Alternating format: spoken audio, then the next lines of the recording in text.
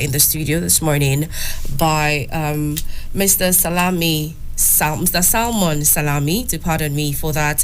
He's a seasoned journalist. He's also our in-house analyst, and then he's also the COO of Citizen FM 93.7. Good morning, sir. Very good morning to you, Shil. All right, let's go on a very quick break, and when I am back, would definitely kickstart the news and also check what's happening, see what's happening on the headlines, and run through some stories right there. Do stay tuned, and we'll be back.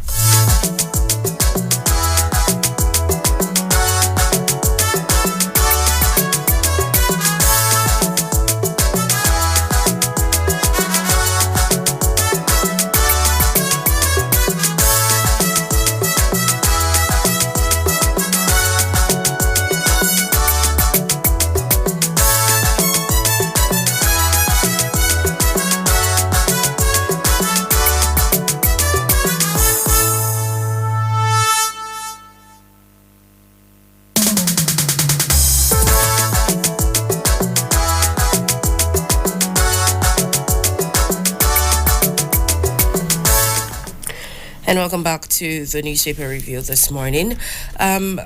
It's important to note that at the half-hour mark, the in-house analyst will, kickstart on certain headlines on the news front this morning, and then we can have a conversation. So do stay tuned, and also do pay attention to the conversation this morning.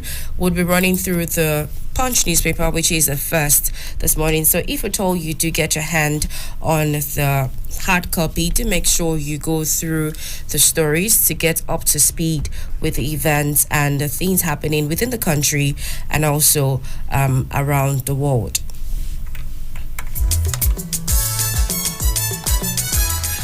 And as we can see on the front page here on Punch newspaper, it says, in regards to kidnapping epidemic, fundraising for ransom persists.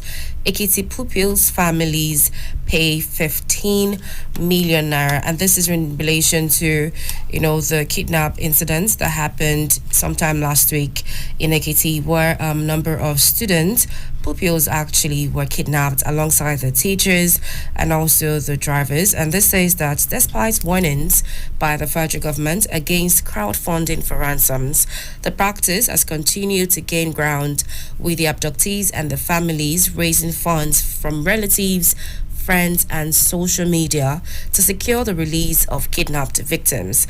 Families of abductees on Sunday told Punch that they disregarded the government's warning because they fear the victims might be killed or harmed if they failed to pay the ransom.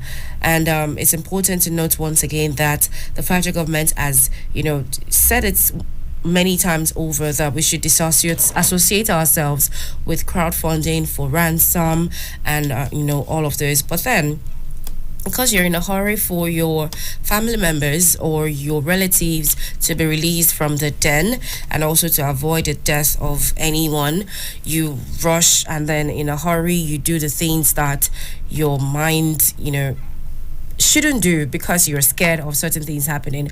But then the federal government has said that no crowdfunding should be done, and no soliciting for funds on social media as well. And here we see the next story. It says that pregnant woman arrested for killing mother over plantain in Rivers State. Wow, the Rivers State Police Command has arrested a pregnant woman identified as Blessing Godday for allegedly stabbing another woman, Mrs. Imeran Idema, to death over a punch of plantain allegedly stolen by the former in Adada community in the Abuja and Odwal local government area of the state. Blessing, who is 32 and a mother of 9, reportedly stabbed Idema for trying to stop her from running away with a bunch of plantain she allegedly stole from a plantation while trying to get food for her children. I do understand that it sees a whole lot happening. It's the present times, but then God help us through the whole process. And the next story here says NSCDC trains vigilantes to secure 800 21,000 vulnerable schools.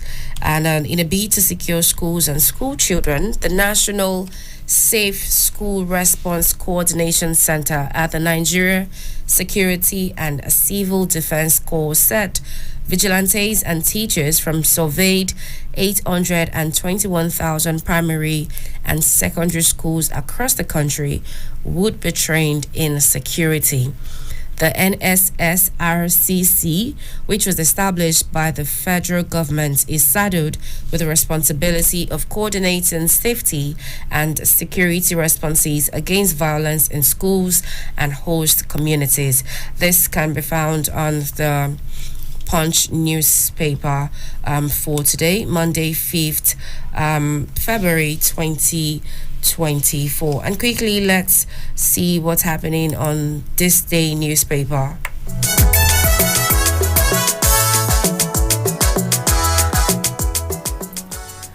And here on the front page of this day newspaper, we can see that Tinubu's economic policies uninformed, creating pains and despair. And this was said by Atiku, and this also comes with a rider that says that your criticism not grounded in logic. Presidency fires back Chuks Okocha in Abuja. Former Vice President Atiku Abubakar has accused President Bola Tinubu of dashing hopes, creating pains and causing despair among Nigerians with his administration's economic policy.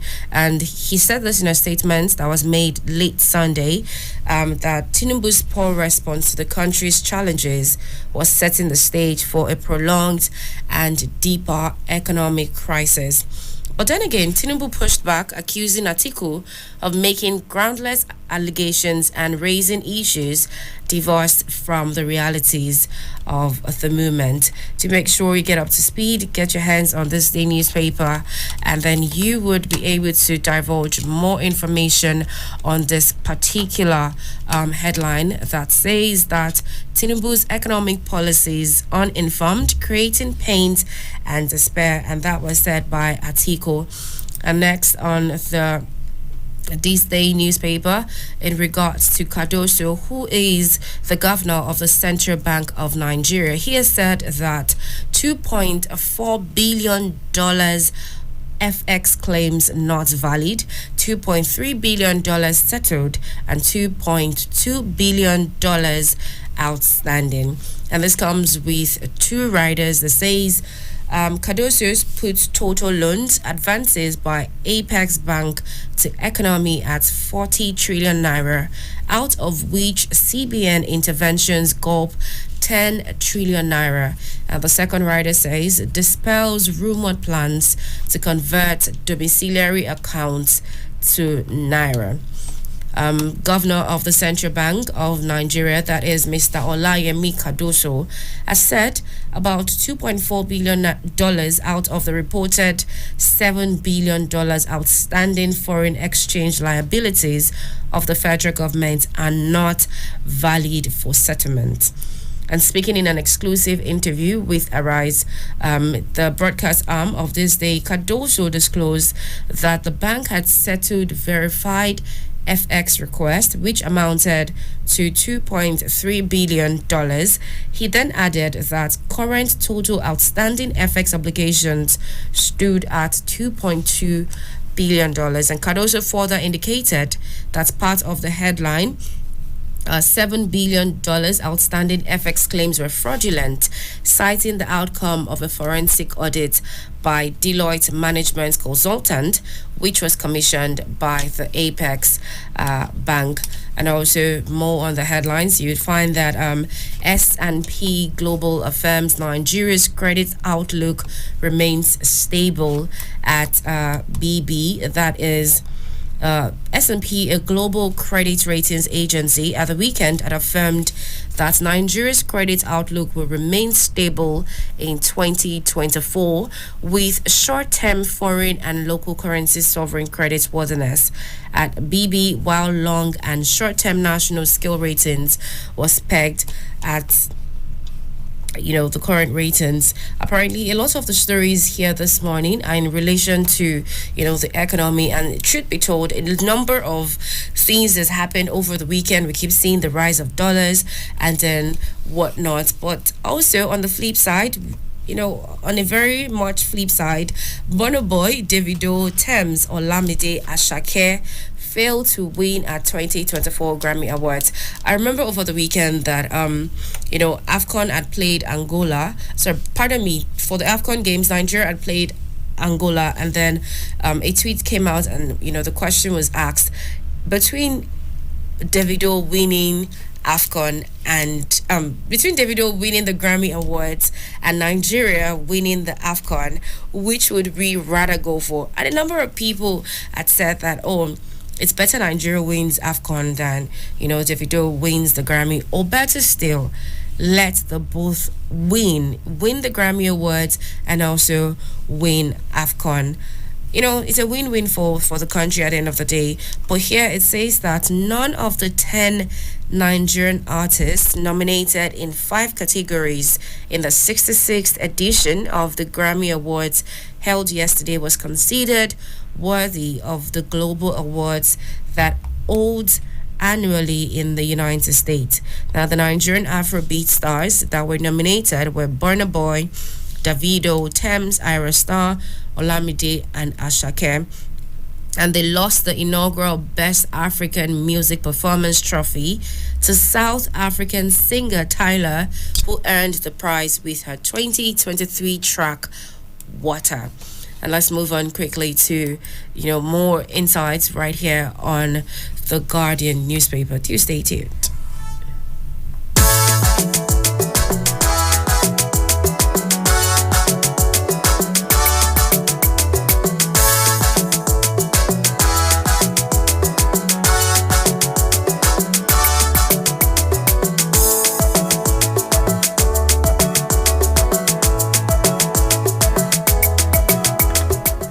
Many thanks for staying tuned. Still listening to Citizen FM 93.7. Right here, we're looking through the Guardian newspaper. The first story here says that Nigeria in darkness as electricity grid collapses again. The body of the story says Nigeria has plunged into darkness once again as the nation's electricity grid collapsed. The transmission company of Nigeria, that is the TCN, managed the grid, went down at approximately 11:51 a.m. on Sunday, reducing the system's capacity from 2,407 megawatts to mere 31 megawatts by noon and reaching zero by 1 p.m. Now, despite the federal government privatizing the sector over 11 years ago, the grid remains unreliable, failing consumers on more than 141 occasions. Now, distribution companies are already alerting customers about the situation, even as the generation companies have repeatedly expressed concerns over the impact on the safety and durability of their equipment. And now let's look through another story here for the Guardian newspaper. Here it says that your policies promoting despair. This we've already seen on this day newspaper, and that was said by Atiku to Tinubu.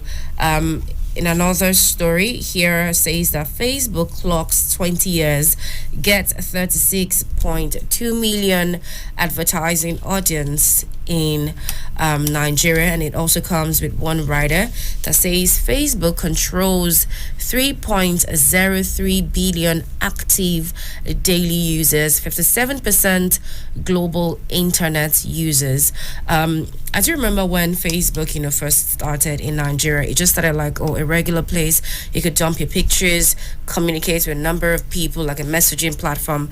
But right now, it does way more than that for the country and also way beyond.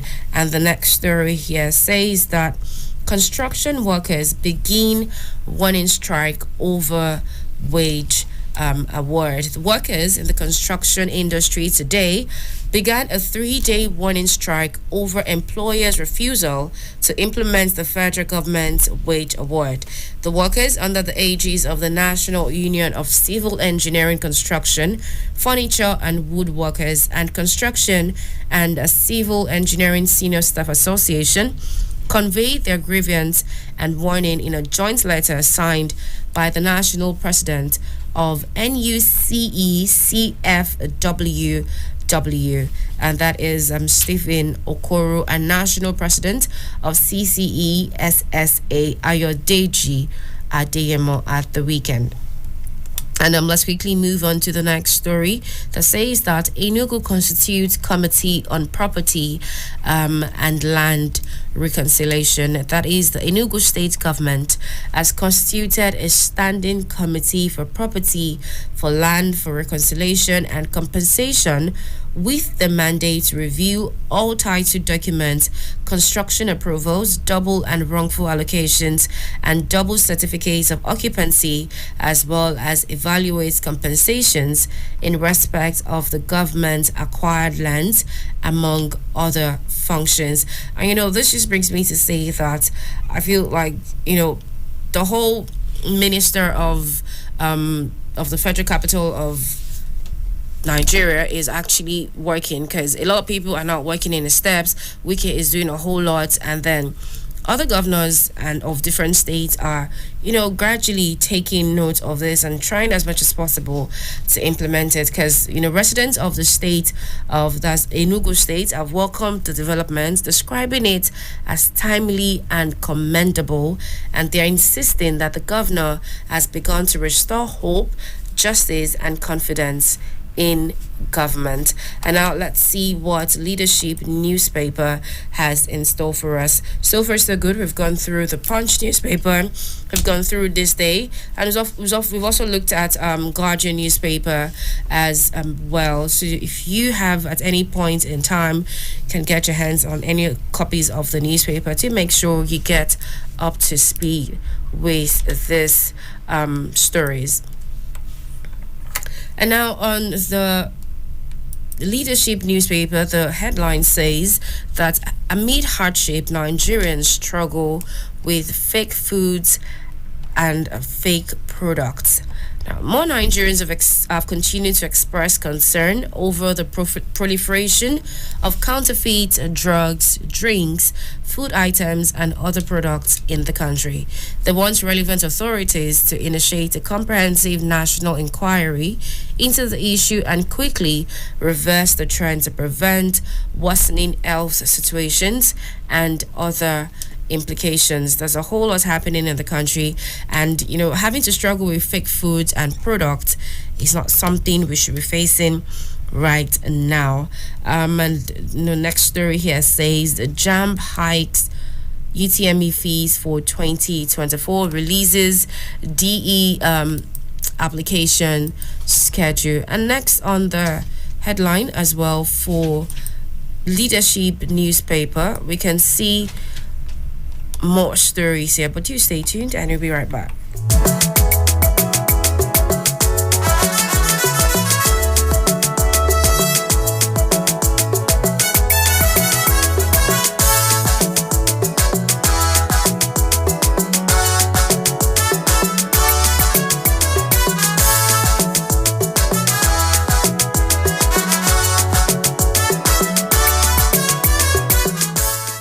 And welcome back. Many thanks for staying tuned. Right here on the Leadership newspaper, we can see that APC, PDP, and NPP win rerun by-election seats in the state. As a result of last Saturday's by-elections across states continue to emerge, major parties, All Progressives Congress, APC, People's Democratic Party, PDP, and New Nigeria People's Party, NNPP, have retained control in their strongholds. In Kebbi State, the Independent National Electoral Commission, INEC, declared Honorable Garba Uba Bullet and Honorable Garba Rabiu Kamba as winners of the Yori Shanga Ngaski Federal Constituency and Honorable Garba Rabiu Kamba for Dandi and Arawa Federal Constituency, respectively. Now, declaring the results at the Collation Center in Yori, headquarters of the local government area yesterday, the returning officer, Professor Abbas Yusuf Bazata of Federal University Benin Kebbi, said Uba pulled a total of 54,885 to defeat its closest rival, PDP's Garba Hassan, who got 16,652 votes. And then, according to INEC, the total number of votes cast stood at 74,469, and valid votes were 72,343, while invalid were 2,126. And definitely, I cannot start to give you all of the numbers and all of the data right here. So do make sure you get your hand on the leadership newspaper so you can, divulge more information and get up to speed with more stories here. And then the next here says that CAC, that is the Corporate Affairs Commission, hides Intel's ownership for straight request for disclosure. The management of the Corporate Affairs Commission has failed to disclose the identities of the board members of Olin Investment Africa Limited, the real owners of Intel's Nigeria.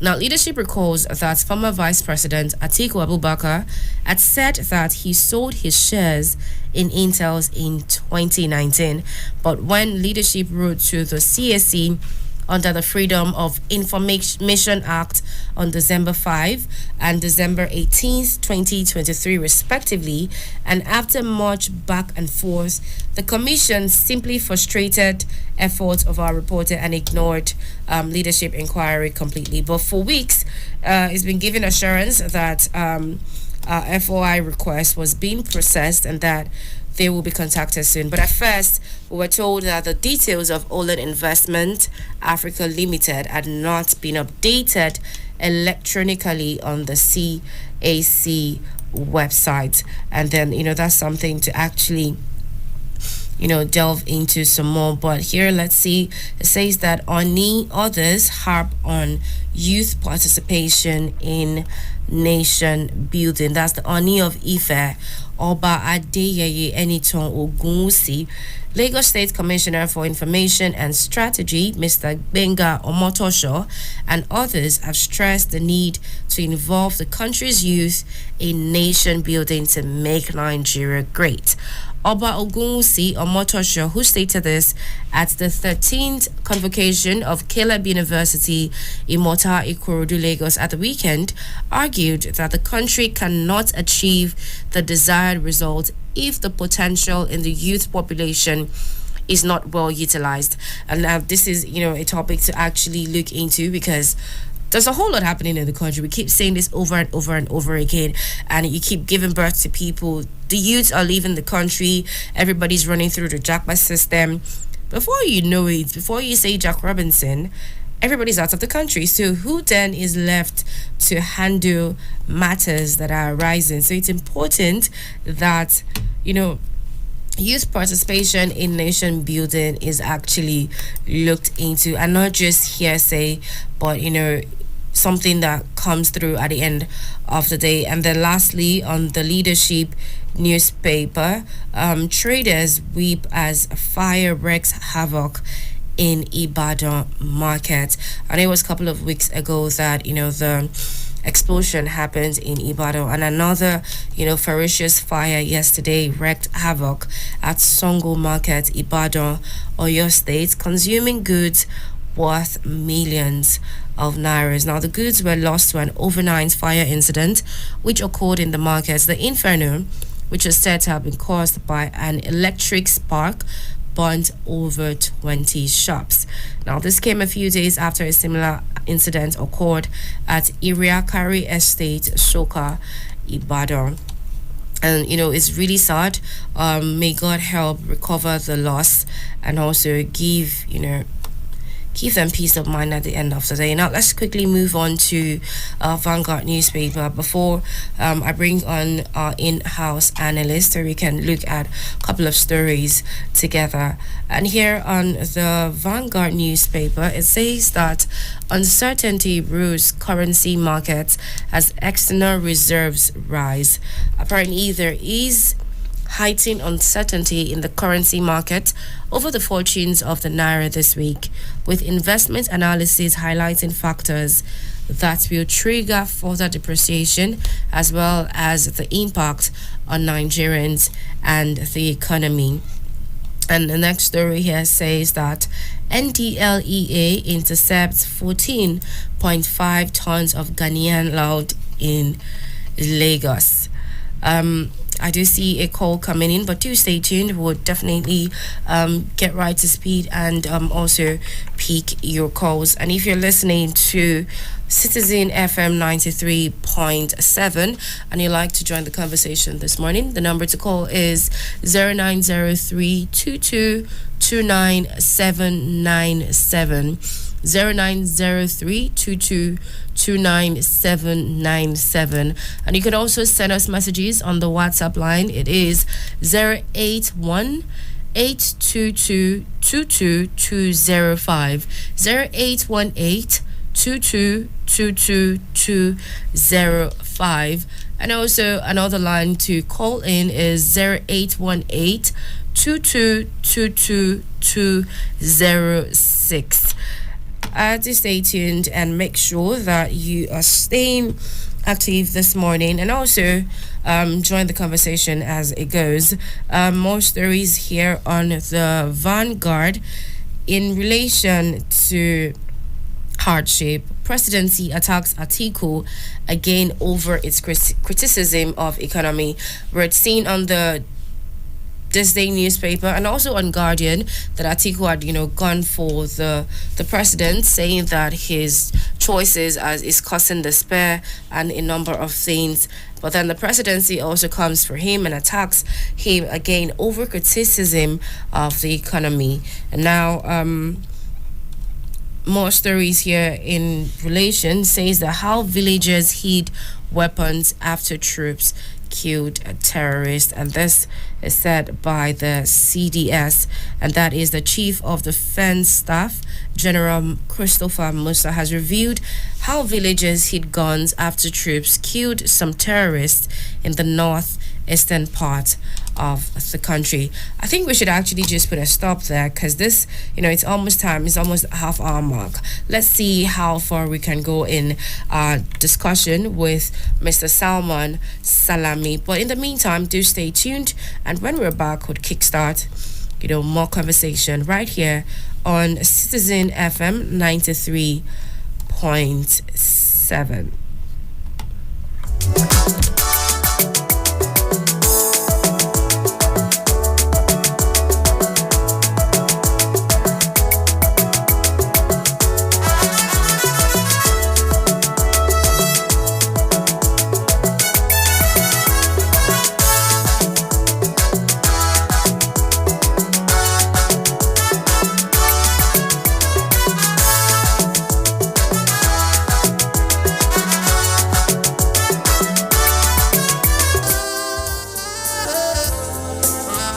The issues. Everybody respected that because it was coming from the president. Theory behind it, the way the people took the battle in their hands. Some civil servant retired without a roof over his head. The cause. If we cannot trust you, then you cannot take the ticket of this country. Hussein cannot be divulged from those who cause the crime. Honestly. The passion. You must have national spread. So where is it? Why are you so concerned about that? He said money was... I never... No.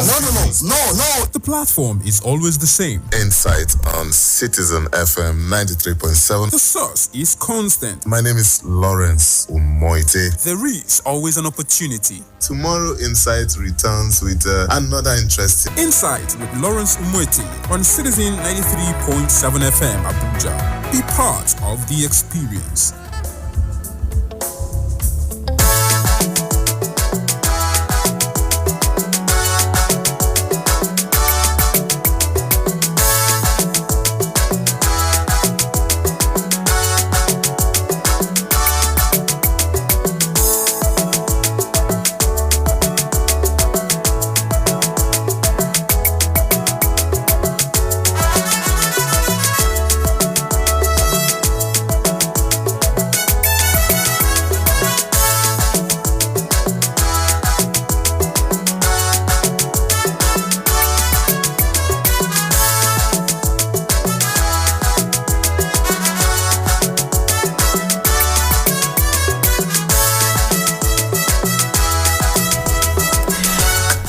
And welcome back to Citizen FM 93.7. You are still listening to the newspaper review this morning. And this is the point where I have to bring on our in-house news analyst. So, join the conversation with me this morning. We've gone through a number of dailies, we've gone through a number of stories and headlines, and we've been able to see a couple of stories. And then, one of the stories that I know really that is actually repeatedly seen on other dailies is actually the one about Atiku that says, he lambasted Tinubu's economic policies uninformed and he says that the same policies are creating pains and despair. And there's also another one on the Vanguard newspaper that says that the presidency actually attacks him as well, and because he went and came for them as well. So the question now this morning is, what's the deal with the whole criticism? Because he is saying that Tinubu's criticism is not grounded in logic, and then his outlook towards the economic reforms, the policies is creating pains, is creating a number of despair, and then he's saying that Tinubu's poor response to the country's challenges is setting the stage for a prolonged and deeper economic crisis. But then we see that Tinubu pushed back, accusing Atiku of making groundless allegations and raising issues divorced from the realities of the movement. And this is the point where I pass the baton to our in-house analyst. What exactly do you have to say in regards to this? Well, thank you very much, Shion, for this very incisive review of the newspapers. Or presentation rather of the newspapers. Well, the beauty of democracy lies in the freedom given to the people to discuss, to argue, and to proffer solutions, or better still, to keep the government on its toes. But like we keep on saying that criticism should be constructive. It should be devoid of hatred and uninformed accusations and counter accusations. Now to what Atiku said, now to what the former vice president Atiku Abubakar said, that President Bola Ahmed Tinubu's economic policy is uninformed, is creating pains and despair. Yes. How factual is this? True. No doubt about it that things are hard now, really hard, and people are going through a very, very hard time. And in actual fact, Nigerians are really, really going through a very hard time. But then, Mr. President has come out to tell us that he feels our pains. He understands that things are hard. And he likened it to a woman, a pregnant woman, who is about to give birth. Okay. That when you don't labor, there is no way you will not see blood. And there is no way you will not go through pains. But after this darkness comes the glorious dawn. That has been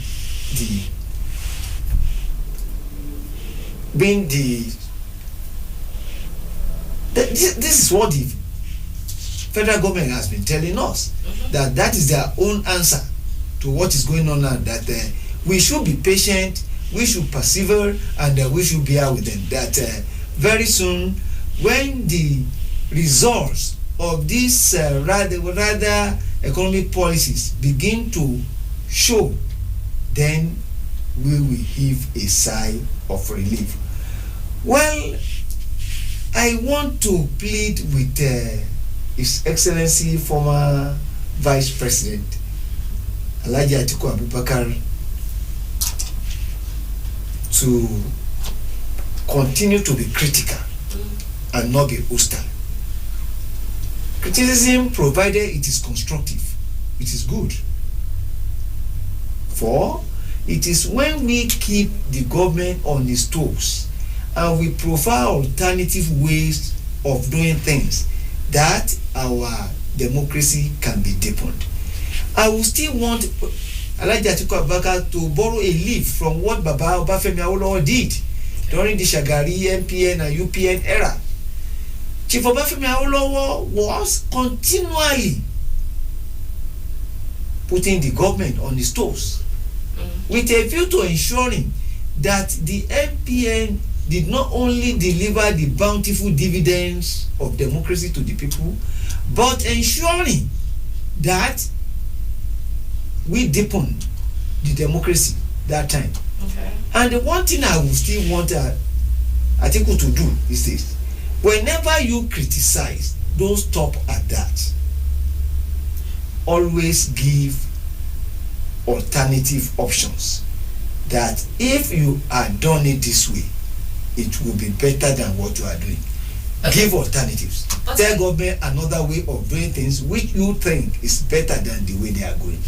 Okay, but then according to what Atiku had said, he had actually berated the administration's 2024 budget proposal, and then he described it as lacking concrete ideas and actions. And then he had added that presidents had demonstrated lack of capacity to deal with mounting challenges in the foreign exchange market. And then he said that the free floating of the naira is implemented without proper management, adding that the initiative is uninformed, is chaotic, and all of that. And he had said the same thing, that the same budget for 2024 will not facilitate growth and cannot empower the citizens to earn a living and live a decent life. And I feel like from his own point of view, it's not like, okay, he's literally lambasting the presidency, because if we're seeing it from the eyes of all Nigerians, it's a really different ballgame at the end of the day. Right now, we're right here living in Nigeria. We're seeing everything that's happening. We are experiencing everything that's happening. Cost of living is increasing by the day. Last week, if I saw it this morning, the regular cab fare I would pay on a normal day, as at Friday, I paid a certain amount. Today, Monday, I'm paying a different amount entirely. So it's like you close your eyes, you wake up in the morning, and then everything has increased. So I feel like this is the point where he is coming from. Well, I still maintain that we should give government some time. 8 months is not enough for the government policy to really come to fruition. This is a social problem, and it has a gestation period. Okay. Let's be more patient with the government. But again, the government has consistently been telling us that they feel our pains, and they know that things are hard. But then they have said that they have been telling us that there is no alternative to this, that we just have to take the hard decision so that we can guarantee our future. True. Well, I think that we should still give them a little time. All right, definitely. I'm sure our listeners out there can hear this, and we'll be giving them little time to this. Let's go on a very short break, and when we're back, we'll delve more into the conversation.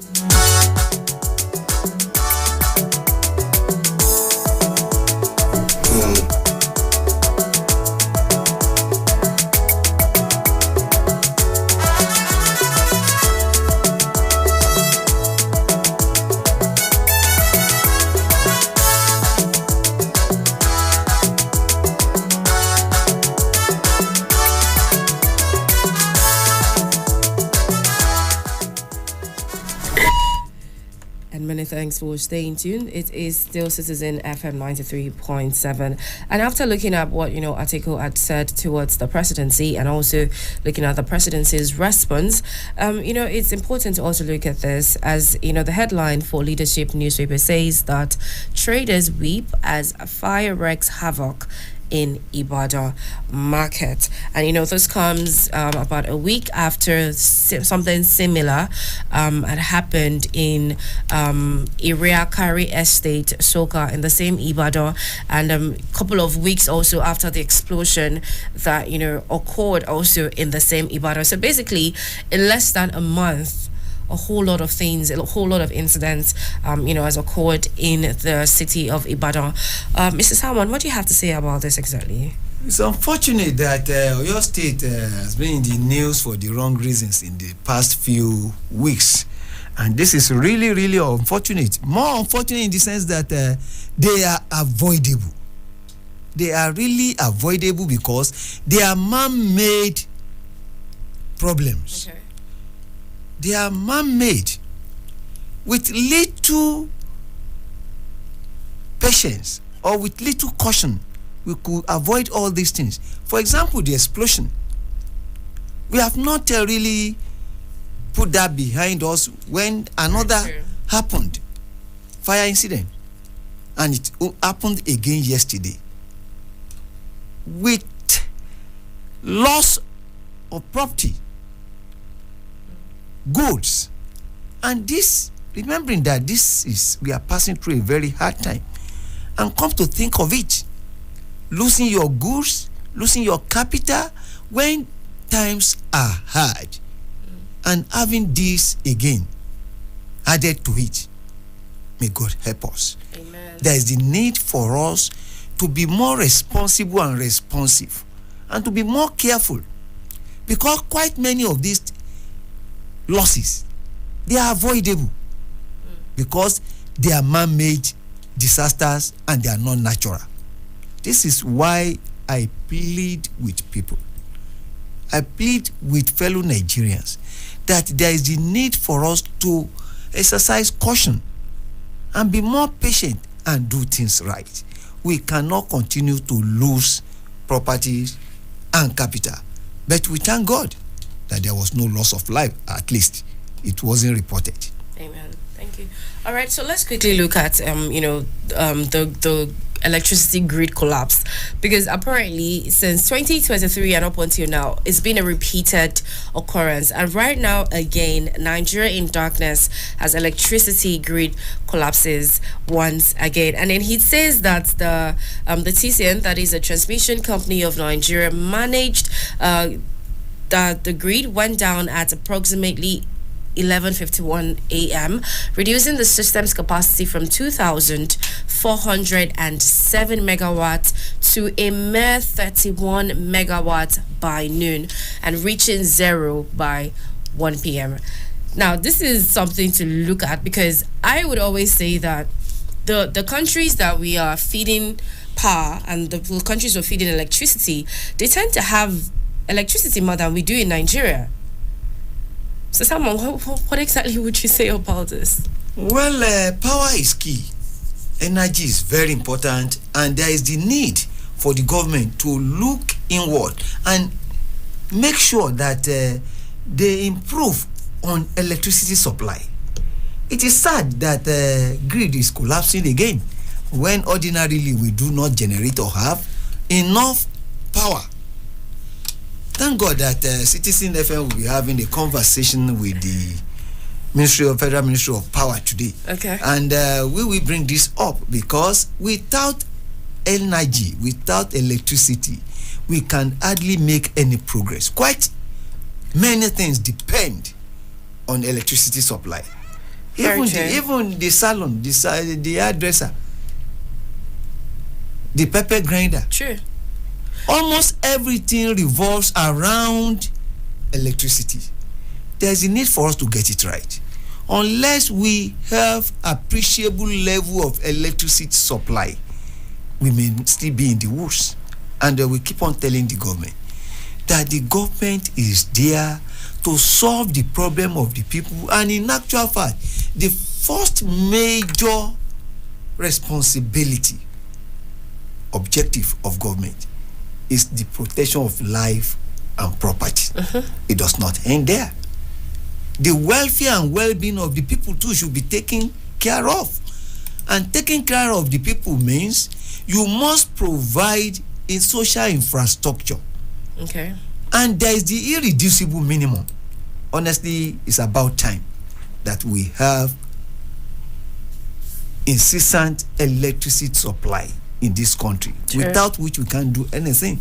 And given the amount of billions sunk into this, it is worrisome. Because as we speak right now, the loss of bulk power supply left Kaduna, Sokoto, Zamfara, and Kebbi states in darkness. And, all the 20 power plants, except for Ibom Power with 31 megawatts, were offline as of yesterday. So that means that as we speak right now, a number of states in Nigeria do not have power, no power supply, nothing. They're in darkness. So how exactly do we survive? Cost of fuel is another thing. Cost of living is a different thing entirely. And now there's no power. Well, the information reaching us from the states is not cheering at all.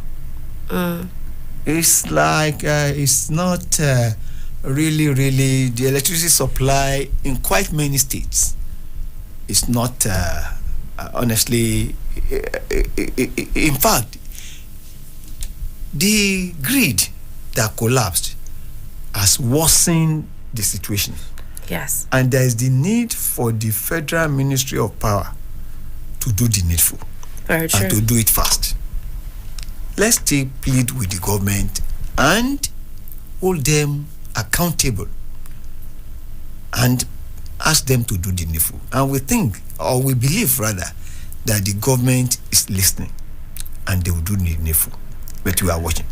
All right. Thank you very much, Mr. Salami. Thank you very much for that insights. Now, the number to call to join the conversation is 0903 2229 797. And in case you're trying to call and the number is not reachable, you can send us a message on our WhatsApp line, and that is 0818 2222205 0818-222205. And you can also reach us on another line, which is 0818-222206 0818-222206. Do call in, and when you call in, please make sure you stick to the topic of discussion, no foul language, and avoid the use of vulgar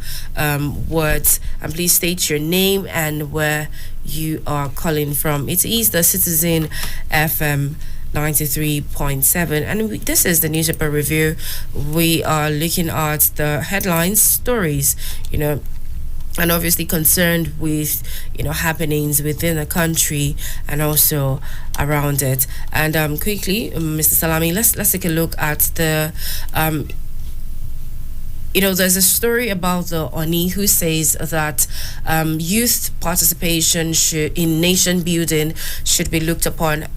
I am a firm believer, and I definitely understand that sometimes the older ones do not trust the youth with handling a lot of with having the capacity to handle so much, so they tend to want to be in the seat while the youths are behind the scene. So what exactly do you think of what the Oni has said? The Oni of Ife, Obaeniton, has spoken well. He has spoken truth to power. It is true that you should be allowed to be on the driver's seat now. The so-called leaders of future, they are already here. The future is now. The future begins now. And what is tomorrow's leader? Tomorrow's leader must be allowed to start leading today.